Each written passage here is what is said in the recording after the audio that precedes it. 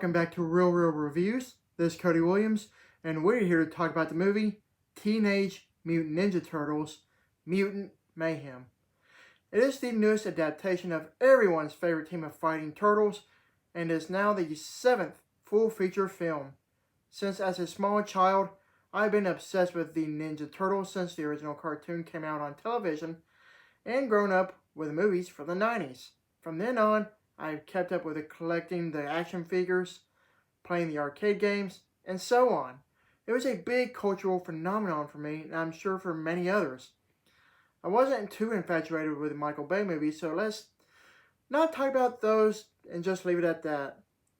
With this new movie being an animated feature film, it looks like a return to form, so you could probably imagine how excited I am for this new movie. Well, after finally watching it, I'm ready to talk about it.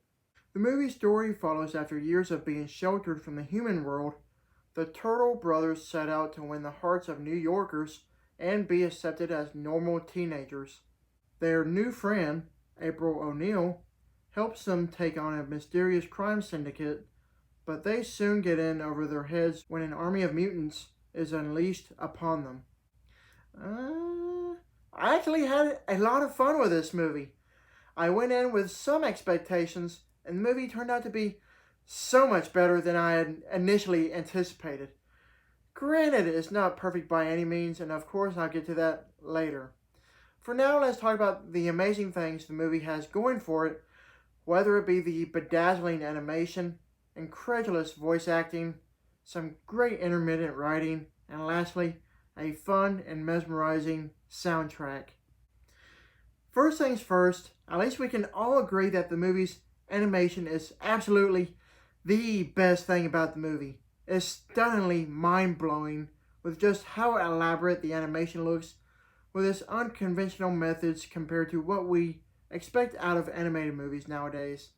I'm sure I'm not the first to make this comparison, but the movie's animation does seem like it was sort of inspired by the Spider-Verse movies. I'm not saying like that's a bad thing, because it just shows how much of an impact the Spider-Verse movies made in the animation industry. Either way, this movie was beautifully animated, and I wouldn't be a bit surprised if this movie won an award, or at least nominated for the animation alone. Up next, the movie's voiceover talent was absolutely incredible. I'm not entirely familiar with the young actors that voiced the Turtles, but I loved how much energy and emotion they put into the characters. The one person I actually did recognize at first was definitely Jackie Chan as Splinter. I really enjoyed his portrayal and how they implemented Jackie Chan's iconic signature style of environmental fighting into the animation of Splinter as well. Another standout that was easily recognizable was Ice Cube, who voices the film's antagonist, Superfly, and he really made the character so much fun. Some other noticeable voiceover talents all include Seth Rogen, John Cena, Giancarlo Esposito, Paul Rudd, and many more that are way too many to list. With that said, there's no ounce of voiceover talent that went to waste, and you can tell that everyone had so much fun with their character. I will say that I enjoyed the writing, to an extent. The story itself I liked, the dialogue I also liked, but there's some detrimental changes to certain characters that bothered me, and assumably to any other devoted fan of the Ninja Turtles. I won't go into specifics, but just watch the movie and you understand what I'm talking about. Judging from what's in the movie itself, it looks like it's set during present day, and it's pretty heavy-handed on current pop culture references, and the jokes were a little bit too much for my liking.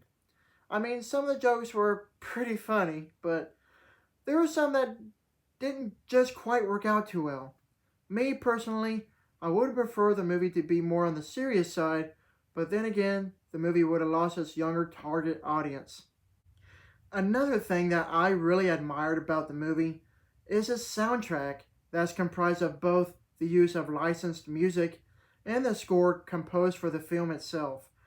I was wondering why the score sounded so phenomenal, only to find out it was done by Trent Reznor and Atticus Ross of Nine Inch Nails.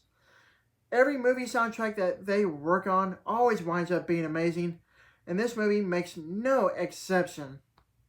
With all that said, I had a really great time with this movie, and it was so much fun. I cannot emphasize enough to everyone that calls themselves a Ninja Turtles fan to go check this movie out in theaters right now. Overall, Teenage Mutant Ninja Turtles Mutant Mayhem is quite the extraordinarily animated feature that reinvigorates the franchise for newcomers while also keeping the nostalgia alive for the old-timers.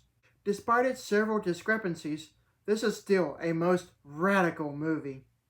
I give this movie a B+.